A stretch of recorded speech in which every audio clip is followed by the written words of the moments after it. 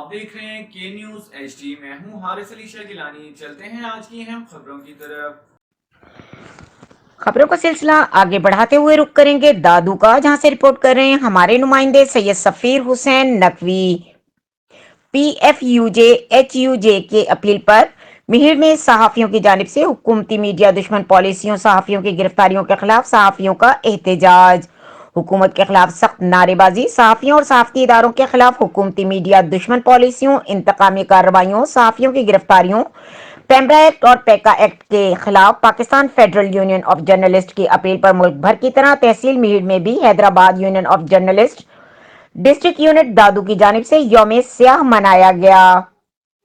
اس موقع پر مہر press club کی عمارت پر سیاہ پرچم لہرائے گئے، جبکہ صحافیوں نے سینئر صحافیوں، مرکزی رہنما جاوید سومرو، ضلع جنرل سیکرٹری عامر تیونی، نائب صدر احسان جانوری، شکیل اتار اور دیگر کی قیادت میں مہر پریس کلب کے باہر مظاہرہ کیا. اس موقع پر رہنماؤں نے خطاب کرتے ہوئے کہا کہ ملک کی موجودہ نام نہاد جمہوری مسلط حکومت نے ان کا کرپشن زدہ چہرہ بے نقاب کرنے پر صحافتی آزادی پر آمرانہ حملے اور بندشیں عائد کر کے صحافیوں کو گرفتار کر کے تشدد سمیت دیگر ہتھ کنڈوں اور حربوں سے ہراساں کر کے آواز اور زبان بند کرنے کی ناکام کوشش کر رہی ہے.